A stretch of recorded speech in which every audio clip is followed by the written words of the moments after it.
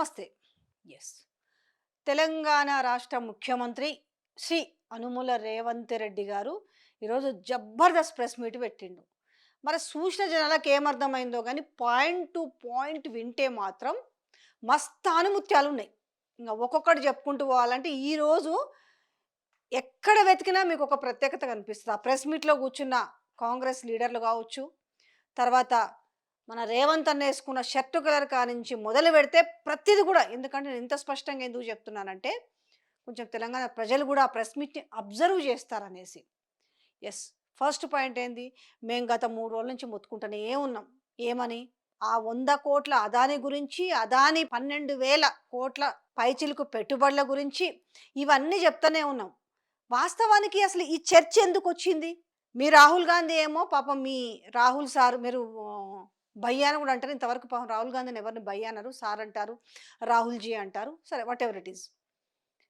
అదాని అనేటోడు దుర్మార్గుడు, దుష్టుడు, లంచగొండోడు అనేసి సో అంతర్జాతీయంగా ఆయన పైన ఏవైతే కేసులు అయినాయో దాన్ని దృష్టిలో పెట్టుకొని కూడా ఆయన ప్రెస్ మీట్ పెట్టి మాట్లాడి, అంతకుముందు నోరు తెచ్చిన ప్రతిసారి అదాని గురించి మాట్లాడుతుండేవాడు. మోడీకి అదానికి ఉన్న సంబంధం ఏంటి అనే విషయాలలో, ఏ రకంగా డబ్బులు పోతున్నాయో లేకపోతే డబ్బులు వస్తున్నాయో అనే విషయాన్ని చాలా స్పష్టంగా చెప్పిండు. అసలు ఇక్కడ మరి ఏంటి విషయం ఏంటంటే, మరి ఒకవైపు రాహుల్ గాంధీ చెప్తున్నాడు అదాని గురించి, కానీ మీరేమో దావోస్ పోయేసి మీరు తెచ్చిన 45,000 కోట్లలో నేను చాలా గొప్పగా 12,400 కోట్ల పెట్టుబడులు నేను తీసుకొచ్చినాను అని చెప్పినాం. అప్పటికే అందరు ఆశ్చర్యపోయారు. మీ కాంగ్రెస్ పార్టీ, ఎస్పెషల్గా కాంగ్రెస్ పార్టీలో ఉన్న లాయలిస్ట్ అనే లీడర్లు అందరూ కూడా ముక్కున వేలేసుకురు. ఇదేంది? ఓవైపు ఏమో మన రాహుల్ గాంధీ వద్దంటుండే, ఈయనవై మాత్రం చాలా గొప్పగా పెట్టుబడులు తెచ్చానంటాను అన్నాడు. వాళ్ళు పాపం ఏదో లోపట వాళ్ళకు వాళ్ళే చూద్దాంలే ఏం జరుగుతుందో అనుకుంటూ ఉన్నారు. ఏదో ఒకరోజు కథ క్లైమాక్స్కి రావక్క తప్పదు అన్నట్టుగా ఈరోజు వచ్చింది. మీరు మన ప్రచారాలకు పోతూ పక్క రాష్ట్రాలకి, మహారాష్ట్రనో జార్ఖండో లేకపోతే మీ యొక్క పబ్లిసిటీ నేపథ్యంలో మోడీ అదానికి పైసలు ఇస్తాడు, నేను మాత్రం తీసుకుంటున్నా అని చెప్తివి. ఏడవైనా మంచి టాలెంట్ ఏముంటుందంటే మన రేవంత్ అన్నకు మస్తు ఆయనే ఇస్తాడు ఇన్ఫర్మేషన్.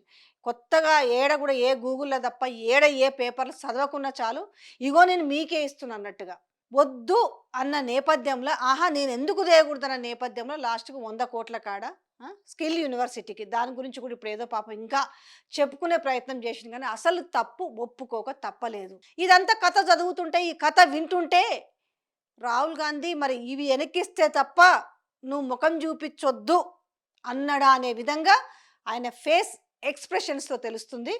ఓసారి చూద్దాం, కొన్ని మనం కూడా ఇందాం పాట ఆనుముత్యాలు. స్పష్టంగా ఒక అంశాన్ని ప్రస్తావించి, చట్టబద్ధంగా రాజ్యాంగబద్ధంగా రాష్ట్ర ప్రభుత్వాలు కానీ కేంద్ర ప్రభుత్వాలు కానీ ఏదైనా అంశంలో టెండర్లు పిలిచినా, ఏదైనా అంశంలో పెట్టుబడులు పెట్టడానికి అవకాశాలు కల్పించినా అందరికీ సమానమైన అవకాశాలు, అందరూ పోటీ పడే విధంగా నిబంధనలను తయారు చేసి నిబంధనల మేరకు టెండర్లను నిర్వహించి అందులో ఎవరా టెండర్లలో రాణిస్తే వాళ్లకు, సో అది టెండర్లలో రాణిస్తే ఎవరా టెండర్లలో చట్టబద్ధంగా రాణిస్తే వాళ్ళకు ఉంటుంది అనేసి రాహుల్ గాంధీ చెప్పింది అంటున్నారు కదా. మరి ఇదే మీకు కొడంగల్ లిఫ్ట్ ఇరిగేషన్ దాంట్లో ఏమైంది? దానికి సంబంధించిన వీడియో మిర్రర్లో ఉంది, ఒకసారి చూడండి. నేను చెప్తున్న సుభాషితాలు ఇవి. ఇంకా నిన్న మొన్ననే ఏటీబీ కింద రాష్ట్ర ప్రభుత్వానికి యంగ్ ఇండియా స్కిల్స్ యూనివర్సిటీకి అనుమతి ఇవ్వడం జరిగింది.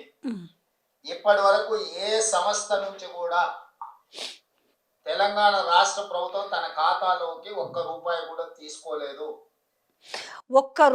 తీసుకోలేదు కానీ పబ్లిసిటీ మాత్రము అదాని అనే దగ్గర నుంచి 100 కోట్ల రూపాయలు అప్రూవల్గా వచ్చింది అనేసి మీరు చాలా పబ్లిసిటీ చేసుకున్నారు. ఒకవైపు నేను మళ్ళీ అగైన్ చెప్తున్నాను, రాహుల్ గాంధీ అనే వ్యక్తి ఒకవైపు అదాని తిట్లతో తూర్పారబడుతుండే, మీరు మాత్రము తెలంగాణకు అదానిని పెట్టుబడులు పెడుతున్నారనేసి అదానిని మీరు ఎందుకు అందలం ఎక్కిచ్చారో ఈరోజు మీరు చెప్పిన దాంట్లోనే మీ గుట్టురట్టు నేను చేస్తాను. ఎందుకు మీరు అందలం ఎక్కిచ్చారు? ఈరోజు మీరు ఒక చెప్పారు కదా, బీఆర్ఎస్ ప్రభుత్వంలో ఇన్ని ఇచ్చిందని చెప్తూ మీరు ఏదైతే ఒక లేఖ విడుదల చేసిరో దాంట్లోనే మీ గుట్టు రట్టు నేను చేస్తాను.